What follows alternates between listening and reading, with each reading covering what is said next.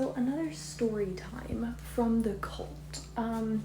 This was the time where I thought my roommate left me for dead, because that's what she did. She low-key left me for dead. So I was a graduate assistant, and I lived in this one part of this one dorm where they didn't do bed checks anymore and stuff like that.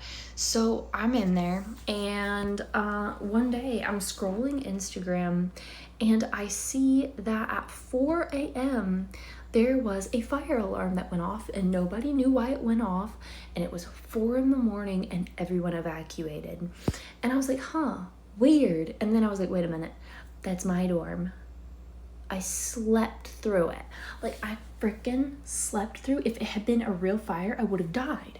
So I'm like, man, am I glad that it was not a real fire. That's a good thing for me. And then I had this thought.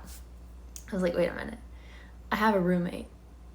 What happened? Like, did my roommate sleep through this? Like, what happened?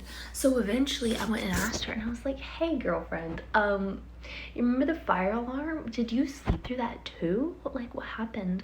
Now, for context, this girl was one of the most, like, when someone says homeschooler, like, this was the dictionary definition, and she was a little bit intimidated of me, just a little bit. And so,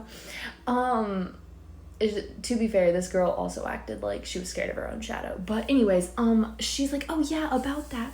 So I stood over you and was trying to wake you up by saying your name, but you just wouldn't wake up. And I was like, oh. And she's like, yeah, and I didn't want to be weird and shake you awake. So, what would you like me to do next time? And I was like, girl, pull me, if you can't wake me up, pull me out by my toes if you have to. Don't leave me to die in a freaking fire. What the heck?